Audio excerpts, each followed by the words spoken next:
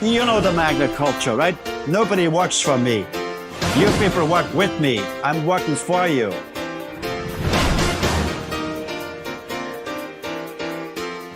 The history of mankind has always been dominated by the golden rule. Here's the gold makes the rule. But I don't want to be dominated by anyone. If I feel that strong, I should not be able to dominate somebody either. Hello there, Richard Dolan in conversation with Frank Stronach. I'm delighted that you've joined us, and he is too. So without further delay, let's get into not just the heart, but the mind of one of Canada's most beloved multi-billionaires, Frank Stronach. Frank, so good to see you, my friend. It's nice to see you too. My dear friend, right before we went on air, I was chatting with you a little bit about what we would chat about. And what's always delightful about you, and I know the audience would love to hear this, is that you're always ready to correct the wrong.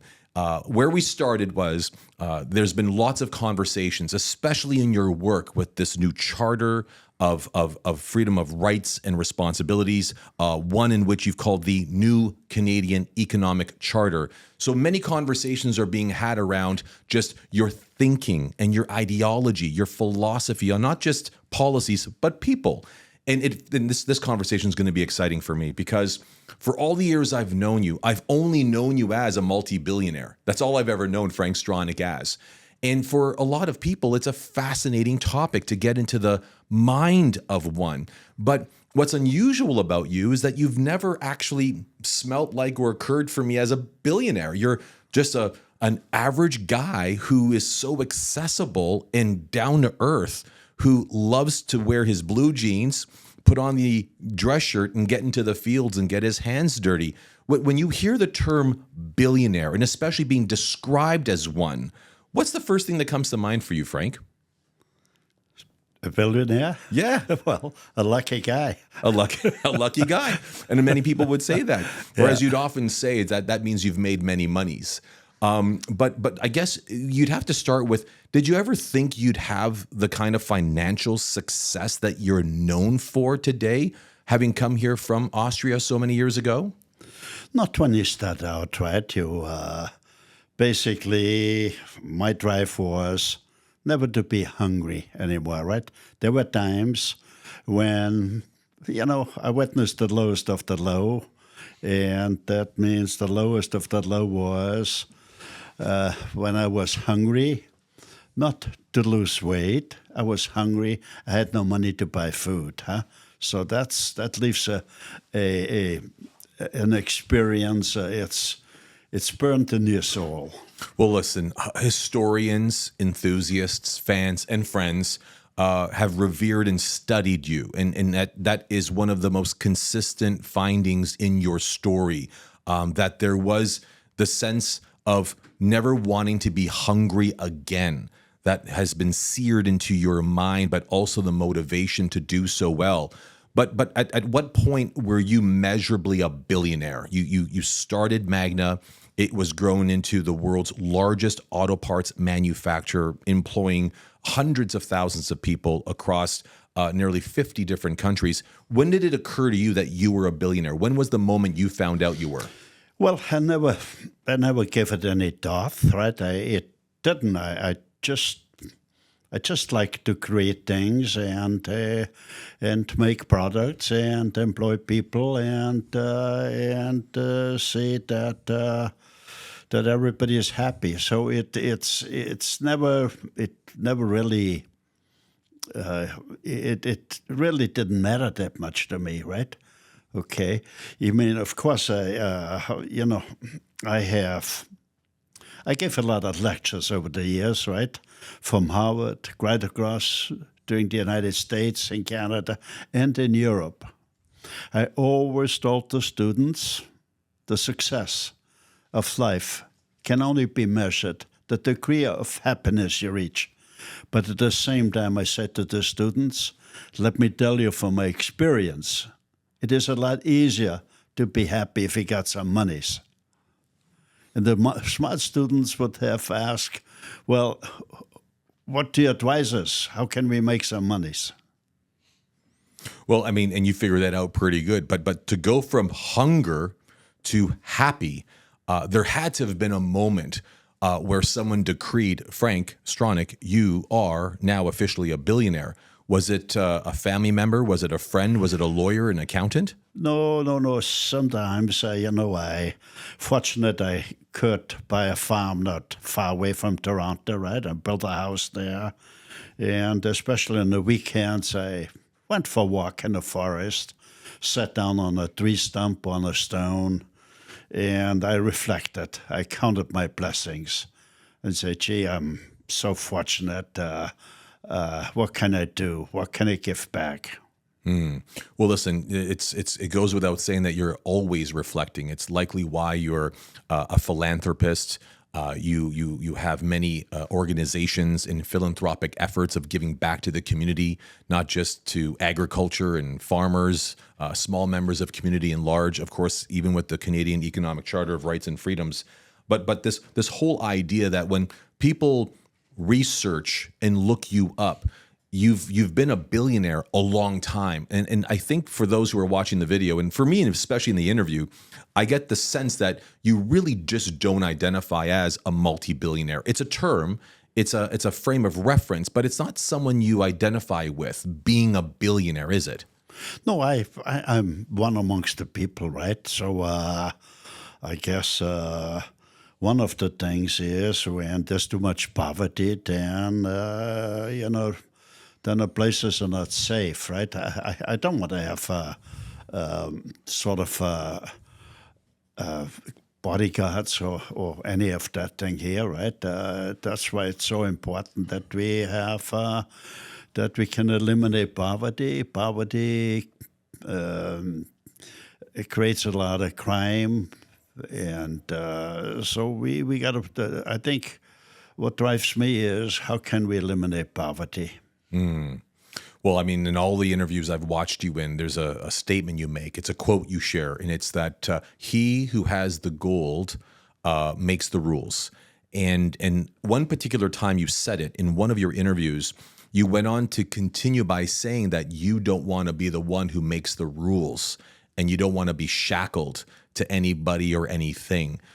Perhaps in the mindset of a billionaire, is it possible that you've always been quite resistant to the idea of identifying yourself as the one who has all the gold, perhaps? Well, that's one of my favorite quotes, that what I said, and I don't only say it for the sake of saying. I think the world has always been dominated by the golden rule and still is. The people which have the gold, or in that case the monies, make the rules. Okay, so when I look at myself, I don't want to be dominated by anyone. If I feel that strong, I should not be able to dominate somebody either, right? So the question is, how can we dismantle the chains of dominations, not via violent revolutions, via revolutions of the mind, right? And so I have given it a lot of thought. A revolution of the mind would be, a nonviolent revolution would be I like to see that Canada is the first country in the world with an economic charter of rights.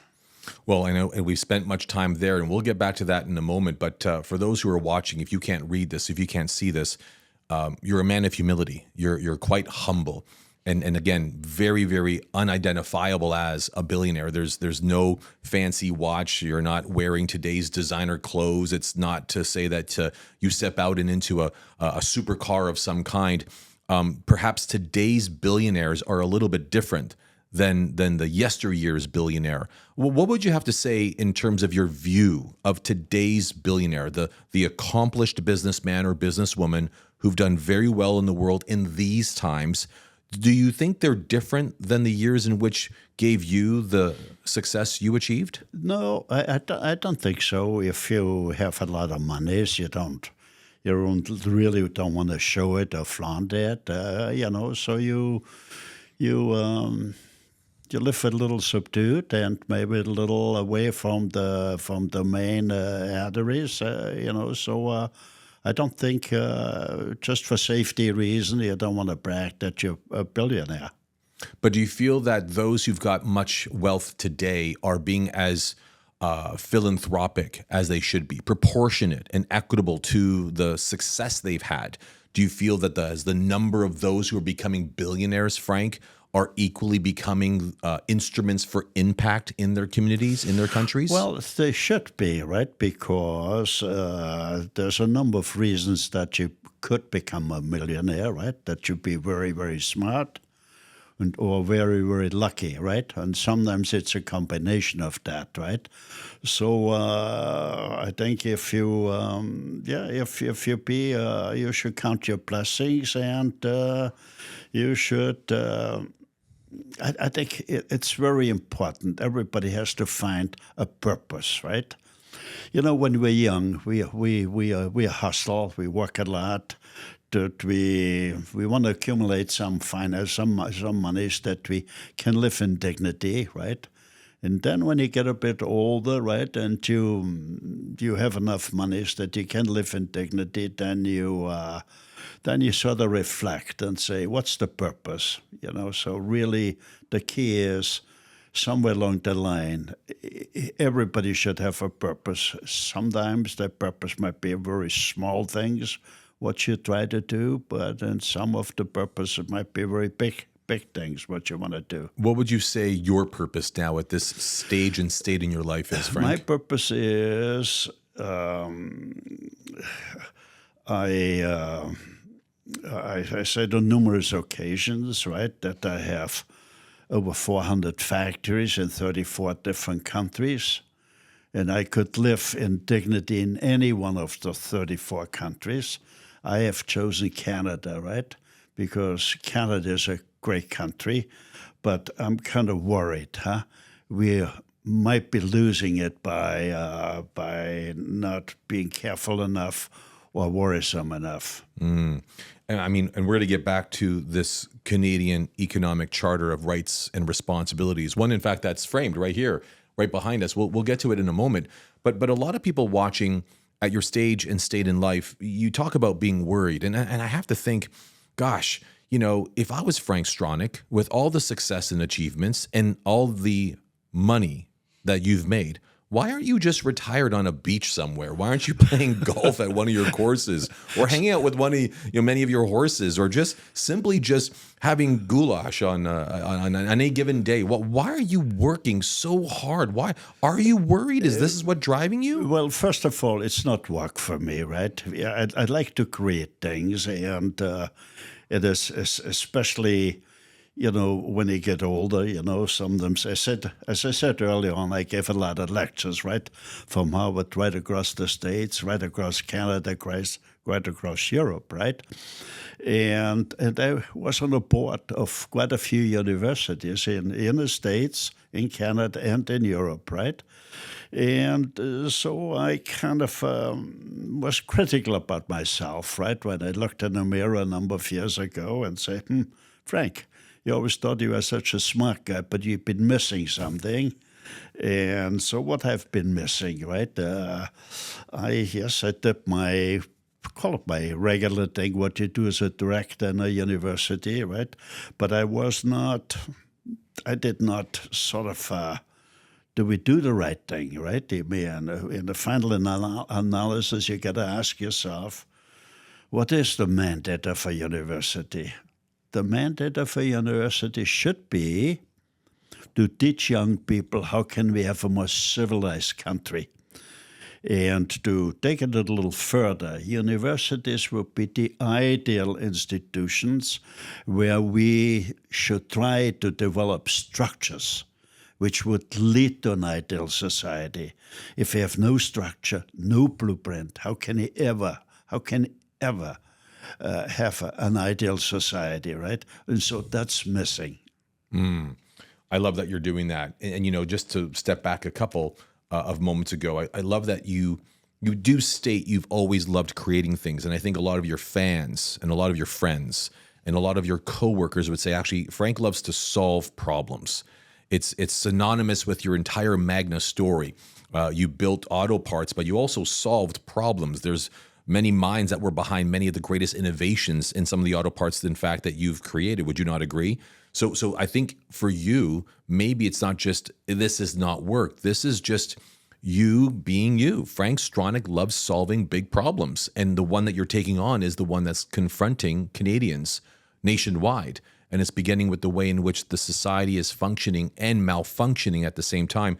To tell me, Frank, with the fact that your success has earned you the right to retire, and it seems like it's had you refire. You're solving this problem right now with this Canadian Economic Charter of Rights and Responsibilities. Where did the idea for you first be born? When did it strike you that a new rights and responsibility charter needed to be created? Well, it is an evolutionary process all the way through, right? So many things, society came a long way, when you look back, to the caveman, then he came to hunt and to hunted, and then came the kings and the servants, and now basically we have bosses and disgruntled employees. I think the reason I've done well is I treated my workers as partners. Okay, so every day when I went to work, I asked myself, what do I have to do that the workers respect me? And so I treated them like partners, and we became very, very, very successful, right? And because it is an evolutionary process, I said it numerous times, and when I wound up I landed in Canada in '54 in Quebec, and then drifted slowly to Ontario, and then I kind of was for a while in Kitchener, and in 1955, I wound up in Toronto, right? I had about $200 in my pockets. I didn't know anybody, right? So luckily I found a job. I'm a tool and die maker by trade, right? For a lot of people, they don't quite understand what tool and die making is. It isn't, yes, it could be a hammer, it could be whatever, but it could be very sophisticated apparatus or machinery, right? Because when you take a look at eyeglasses or even this pen, the microphone or the pen, right? You need special machinery to make things, right? So I've done that. So it was a small company, about 10 people. After a few months, the owner said to me, Frank, you're doing a great job. I want you to be a partner of mine. My chest grew a little bit. That's pretty nice. But he was a nice man. He never wrote it down. But I said to myself, there's nothing to it to run a company, to run a business. So I looked in the papers, toolmakers wanted, and I applied, and I found a job where I got paid a lot more monies. So I took a very simple room, a cheap room, right, a small room. The showers and the toilets were out in the hallway. Anyway, so and you're talking about where you live. This is where you lived. I lived in Toronto, right? Very. So, and with the mind, I want to save up, and I start my own business, right?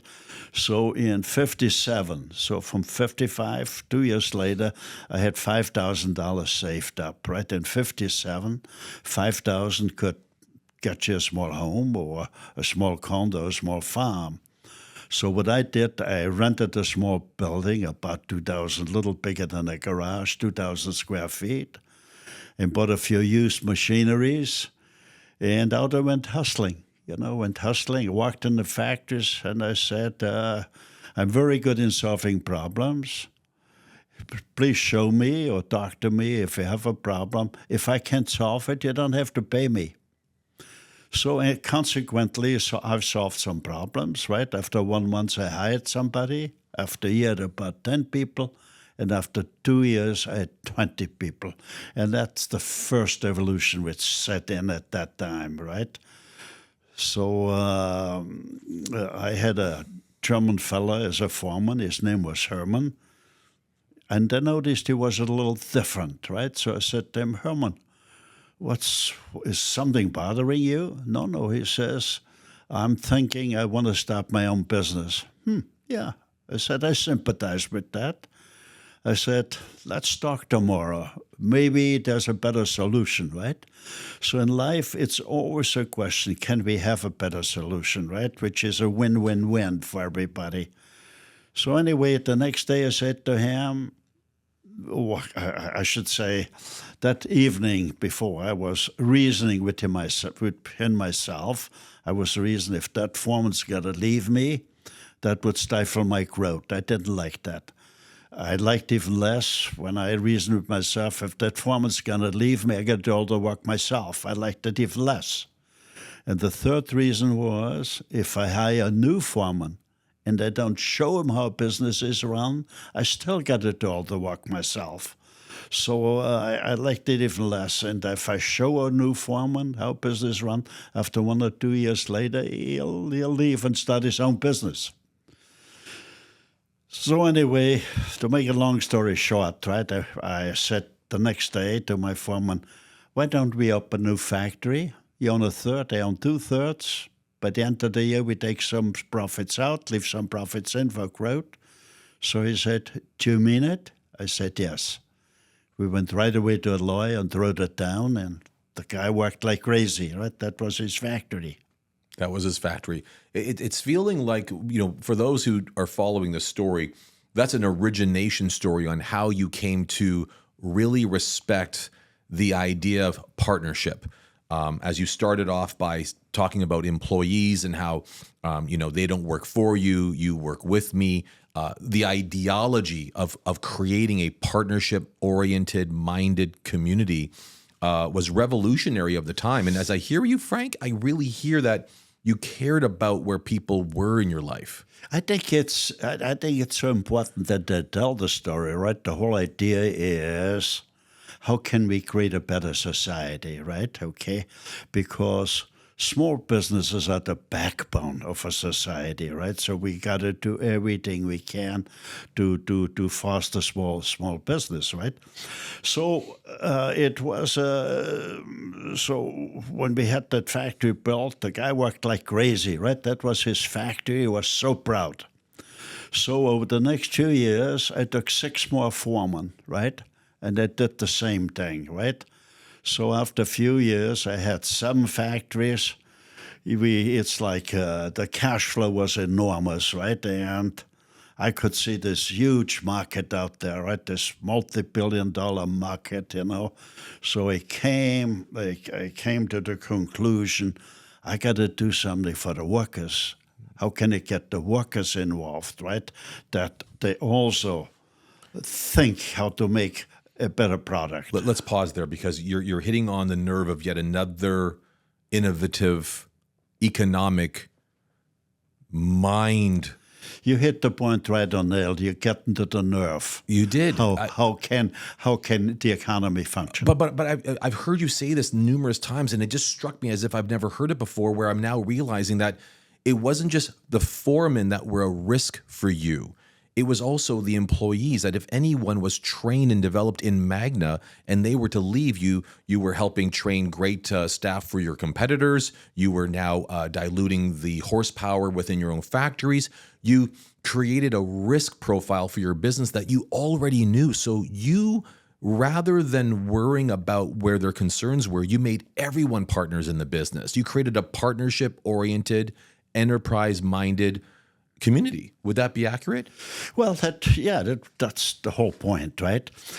When employees know, or when they recognized that they have input and make a contribution to make profits, right? Then they would expect to get a portion, right? If they feel, look, it doesn't matter how much I work, how smart I am, how great. If I don't get a reward, right, then after a while you come to the conclusion this isn't fair. That's why we have bosses and disgruntled workers, right? So it's so important that we let the workers participate. They're on the front line. They can see things. And it's an amazing thing when I put in the corporate constitution, which said that the workers get 10% of the profits over and above their wages. The first year, our profits went up 40%. The second year, they went up 100%. And the third year, they went up 200%. So when you engage employees, and you let them know in a tangible way, they get a portion. Like in that case, the tangible thing was the 10% profits. You release an energy of untold proportions. Okay, so they on the front line, they think, how can we make it better? So, this conversation started about understanding the mindset of a billionaire or a multi-billionaire, which you are and have been for some time. We then moved into really what was the path that got you there. And then where we arrived was talking about the revolution of enterprise. And what I hope that the viewers are catching here is that the underpinnings to your Canadian Economic Charter of Rights and Responsibilities is actually a very strong and equal and proportionate reflection of the very work you did in Magna, where you made employees have a voice. You gave them a right of share of profits. You empowered the very people that drove the profitability of the business, no different from how you want constituencies and people, those who vote, have a voice and be able to see that the voice does matter through this new context of rights and responsibilities.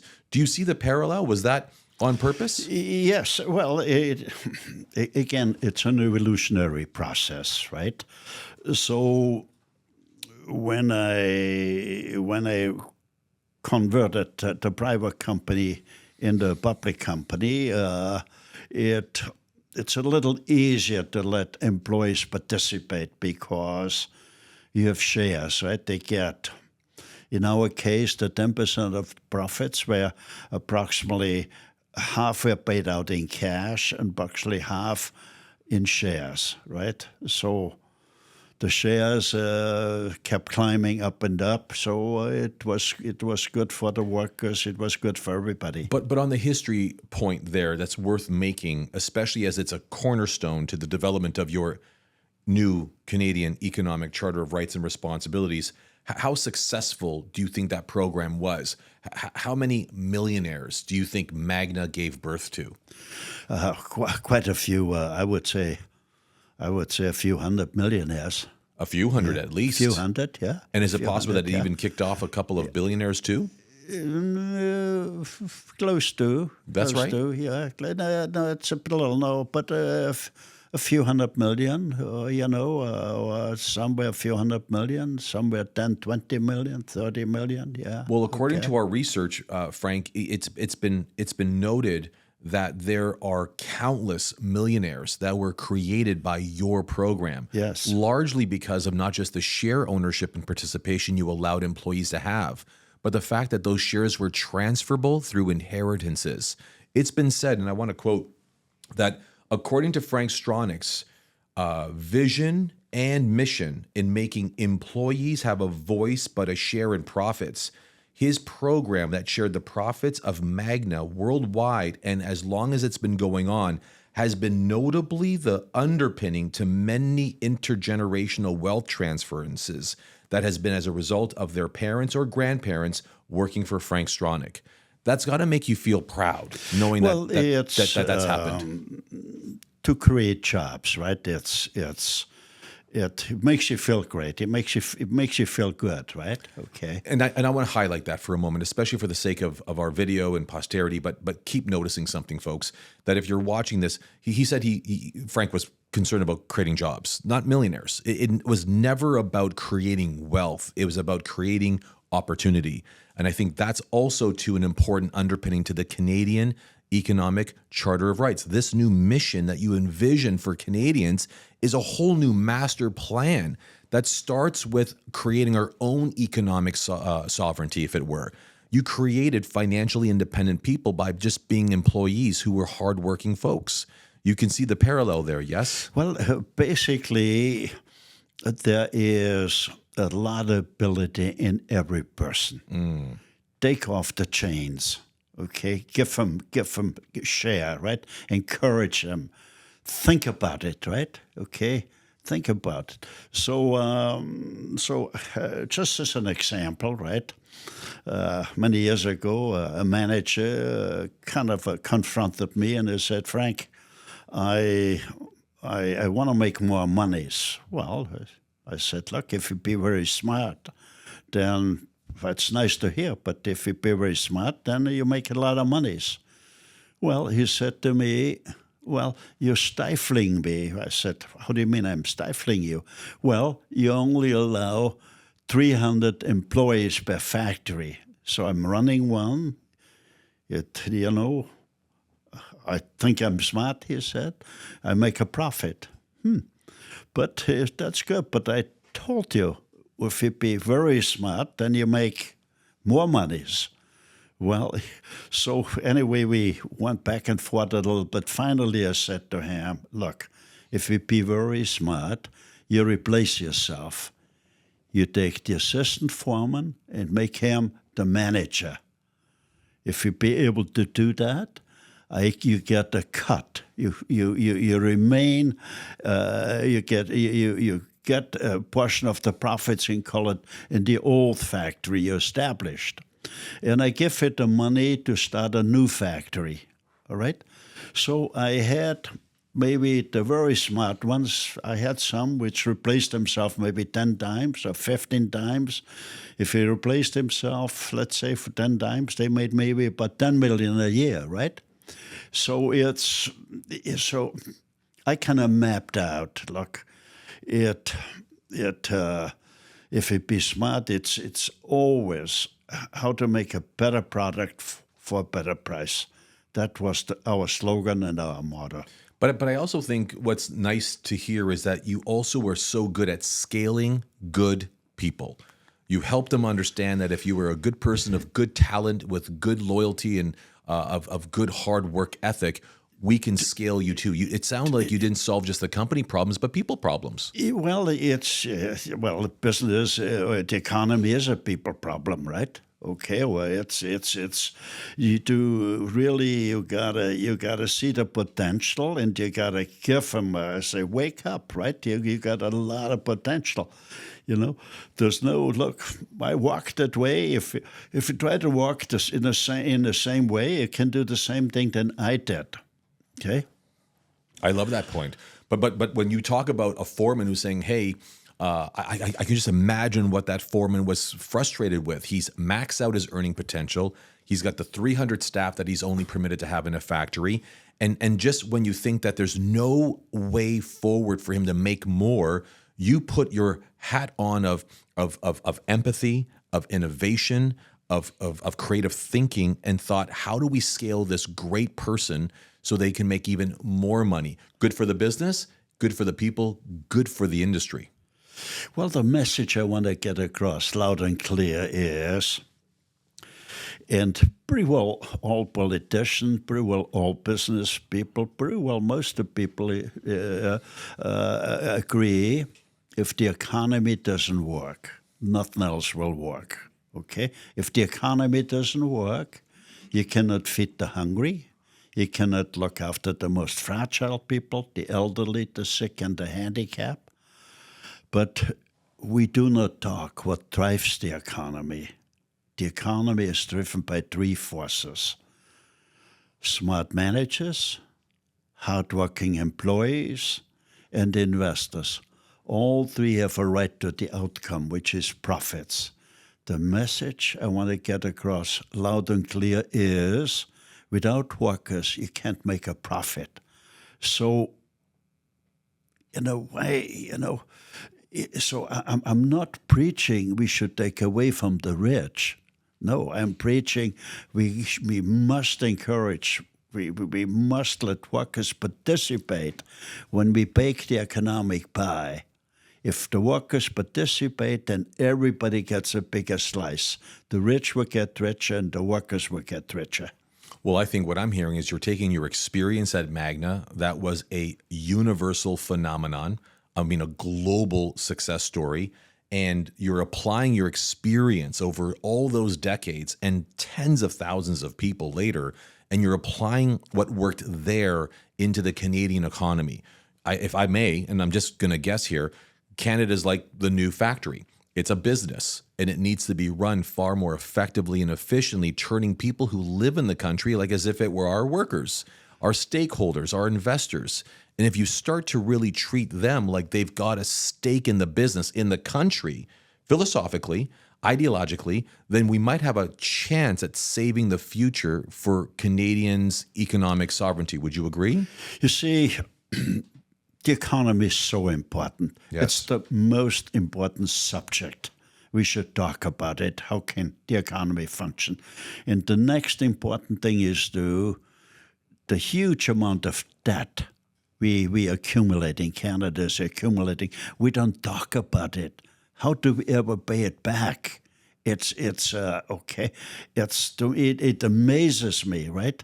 So every year, right, like for the last 40, 50 years, I think we had 1 or 2 years where we had a balanced budget, but every year we make huge amounts of debt.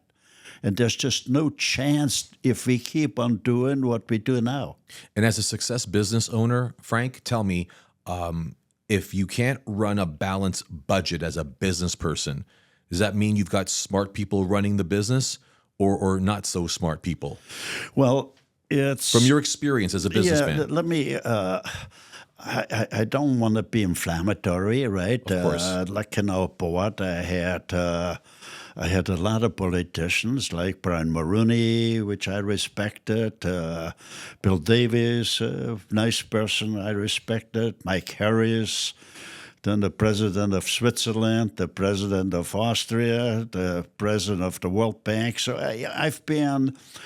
individually, when you meet the politicians, they want to see that the country gets done better, but somewhere along the line, they're trapped in the system. They can't do things, right? Okay, so, sometimes you got a young politician, he wants to put the world on fire and say, look, I'm gonna shape up Canada and so on. But the older politician take him aside and said, look, you can't do that. Anytime you do something new, you could be criticized. You see? So as long as you don't do anything, then it's just name-calling. Nothing is done. And that's why I respected Winston Churchill so much, right? He was more than a politician. He was a statesman. In his later years, he said, Parliament doesn't work. There's only politicians in there. The mandate of a politician is to be elected or re-elected. And they mean that in a good way. They say if the other politician, he really would screw up the country, right? So that's their reason and rationale. But Churchill said, Parliament doesn't work. We only have politicians in there. We need a chamber of citizens to balance out the politicians.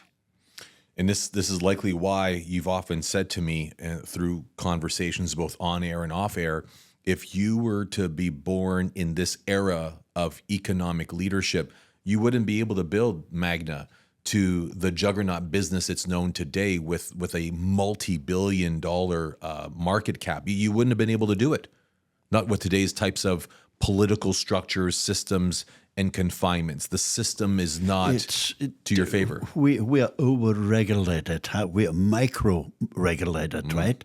And I sometimes compare it, when you got a family, when a woman and man get married and have kids, one of the worries is, I hope our kids don't get hurt. I hope our kids grow up healthy and smart, right? But you cannot lock them in a rubberized room, right? Yes, you got to tell them, be careful when you climb up the tree. Don't go swimming in shark-infested waters or where there's alligators. Like, you try to, but you got to give them some freedom, right? And sometimes, we get philosophical and sit back. Is there a God, right? Sometimes a kid falls down a tree, breaks his back, right? Innocent, we do not understand totally the universe, right? So, but it's It's part of the universe, yes. Parents, they pray to our kids grow up happy and healthy, but accidents happen. And in business, you should even less, because business is business. If you make it a little more, a little less. In business, you only should have two rules: workplace safety, and you cannot dump poison chemicals in your backyard. But otherwise, that's why we call it free enterprise. Free enterprise was, there was no regulator, practically no regulators. And we gone away. We've always, over and over, everybody talks about free enterprise. Without free enterprise, there's no free society. But we get more and more away. There's no more free enterprise. We have so many regulators, okay? And that again, I want to bring up what I many times where I say, when the first computers came on the market, the slogan was, if you got one of those computers, you could eliminate a total office floor of a big high-rise office building. Now, I see 20 times more office hours than 50 years ago. What do they do in there? Okay, they don't make products in there. It's regulations, regulations, regulations, right? So that's our dilemma. Okay, how can we eliminate unnecessary regulations? The economic adder is full of cholesterol, right? It doesn't move. There's more regulators now than people which want to make things.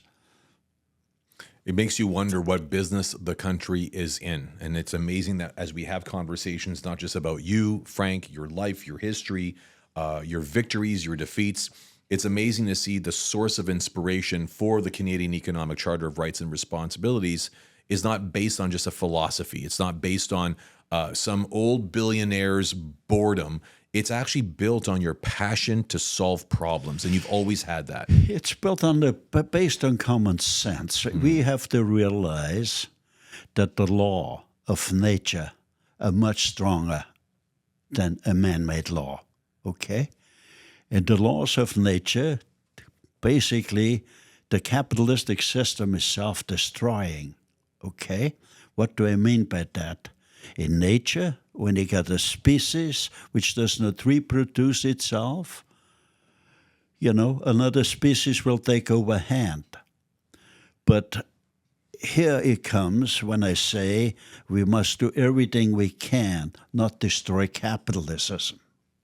Okay, capitalism needs harnessing when companies grow large. So that's why I'm saying companies below 300 employees, they could work totally under the capitalistic system or free enterprise with hardly any regulations. Those are the small companies. That's the backbone. There is an incredible potential, right? There's about $1 billion, but quickly they're starting to reduce, so before it's too late, we have let the entrepreneurs, let them make 50 million or 100 million. There should be a role model for young kids. This is what I want to be.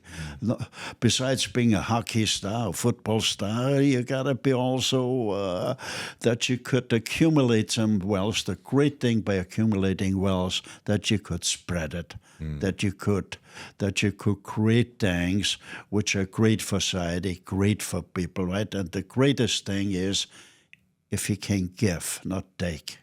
That's the greatest. I think that gives you more energy when you give than when you take, right? So the system is wrong, right? We have great people. The politicians, basically, when you meet them, right, they want to do good, but they're trapped in the system. They can't. You imagine we don't talk about the economy. It's the most important thing. So how are we going to, what drives it, right? So it's easily smart managers. And easily, if the workers get a portion in a tangible way, then we can pay back the debt. The debt is now maybe over 2 trillion, climbing to 3 trillion. It's enormous. See, again, The Human Charter of Rights, it's a great charter, but it's not sufficient. The Human Charter of Rights has to be fortified with an Economic Charter of Rights.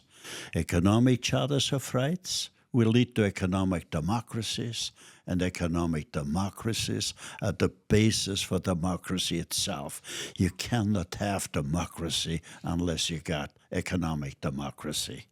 I like that you said that, Frank, because, when you think about a baby boomer turning 75 every 7 seconds in North America, it's been said that over 9.6 million baby boomers will be retiring over the next 10 years. There's been a huge focus over the past few decades on human rights, but no one thought about their economic rights, their ability to preserve and protect their health, their well-being, their lifestyle, the ability of putting food in the fridge and food on the table, not just for themselves, but their loved ones. These are conversations no one ever really truly had. But as you could hear, as I stressed, that small business is so important, right? Now, small business, it means they don't need. Let it be free enterprise. They don't need regulations, right? I just said only 2 rules, right? Workplace safety and the environment, but otherwise let them be. That doesn't, if they not look after the employees, the ones which work harder and smarter, you get paid more. Otherwise, you cannot keep them, right? Okay, so in some which are not that smart or don't want to work that hard to make less, right? Let it be free enterprise. Okay, free enterprise made America, made Canada. Okay, and free enterprise was not practiced that much in Europe. So Europe's gone socialistic, right? And I'm not talking down on socialistic. It's a noble philosophy, but it's based on wealth distribution. First, you got to create the wealth. Otherwise, there's nothing to distribute, right? So, and the capitalistic system is the best way to create wealth. But the capitalistic system needs harnessing when they get larger, right? Because, when the entrepreneurs get old and you have professional management and the company grows, people become a number, okay? In small businesses, people don't become a number, okay? Yeah. And that's why when you looked at the Magna system, I had over 400 small businesses, right? And I gave them call it the freedom to create new things, to create new products, better products, right? Okay, that's the key, right?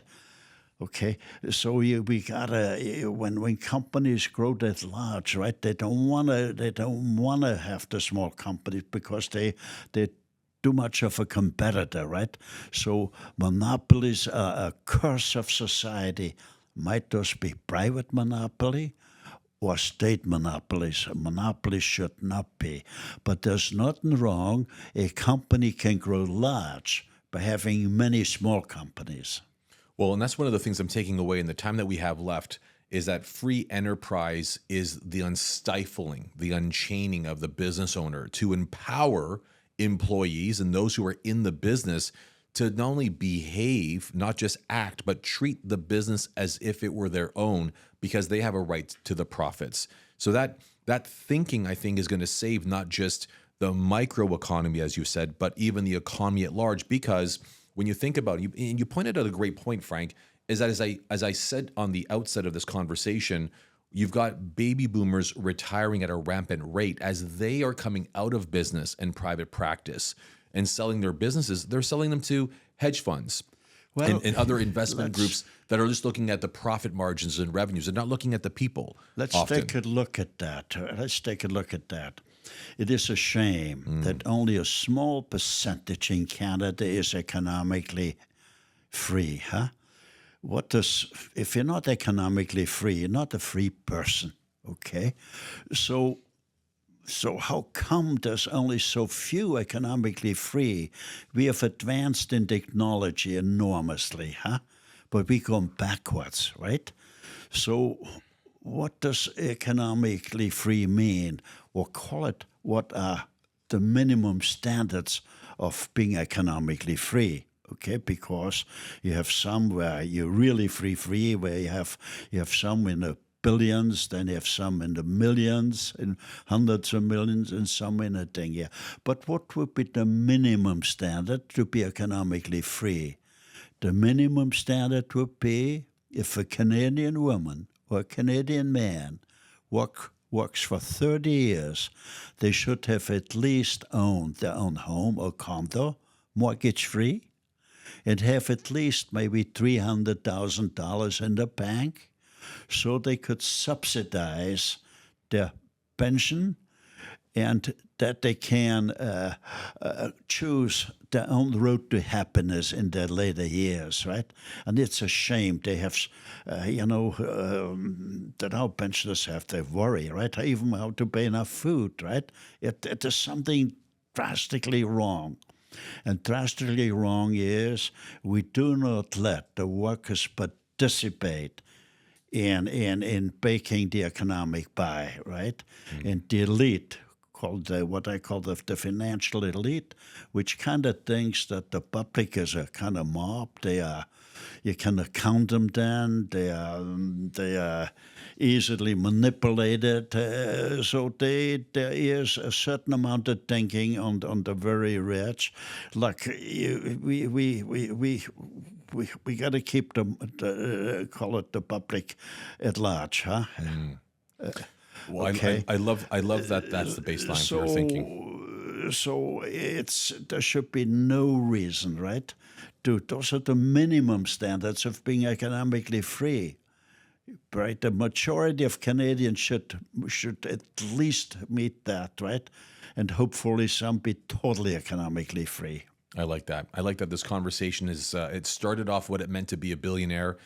We started to understand and explore your history as you emerged as one and a multi-billionaire at that over the years. We unearthed just the underpinnings philosophically as to how that came to be, which was your own economic charter of rights and your corporate charter of rights for both Magna and its people, workers, foremen, and the like. But what I love that we've ended off on is really understanding what it means to be economically free. And I love your vision, Frank, which is to really help every Canadian live up to and through that minimum standard of owning their own home, owning their home without a mortgage, having $300,000 or so in the bank, so they can subsidize their own life, its direction, and have the freedom and power of choice to live as they wish. And that is not just a courageous and bold mission, my friend, but I think it's a noble one. And I know the Canadian people appreciate it. It's the minimum standards, right? It should be the minimum standards should be higher. Yeah, when we know it'll grow over time. It'll grow over time. So this new Canadian Charter of Economic Rights and Responsibilities, it's just the beginning. And I know that for people who want to learn more, get involved, they can, yes? I think when you dig into it a little deeper, it's nothing to do with politics. It's just how can we eliminate poverty? And I'll go one step more than that. It's not just about politics or the poverty. It's about the people. It's about the people, the Canadian people who deserve more than they've got right now, not just for today, but for tomorrow. Well, you mean basically people feel frustrated, right? Because and it leads to problems, right? If you be hungry, if you don't know how to go about things, etc., etc.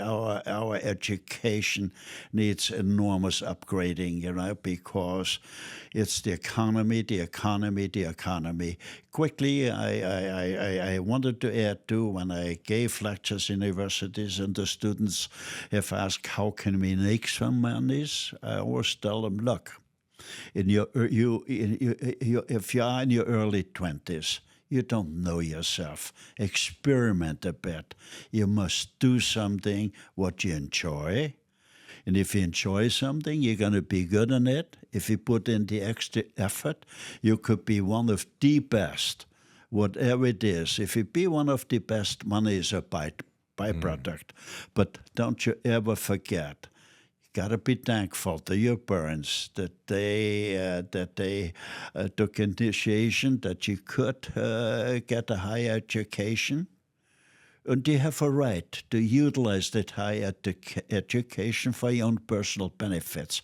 But don't ever forget a portion of that know-how of wealth got to flow back to the people. And I also hear, if you have your parents and they're still here, call your parents. That's what I'm also hearing. I'm hearing the subtext, Frank. Mr. Frank Stronach, having a conversation with you is always like having, for the first time, a conversation with a brilliant, brave, and very bold move-making person. I'm always grateful for the time that we share.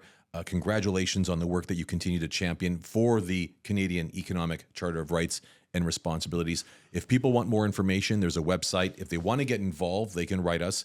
And if you want to learn more on how you can start today really creating economic freedom, starting with your own community, there's definitely a pathway for them. Wouldn't you agree, Frank?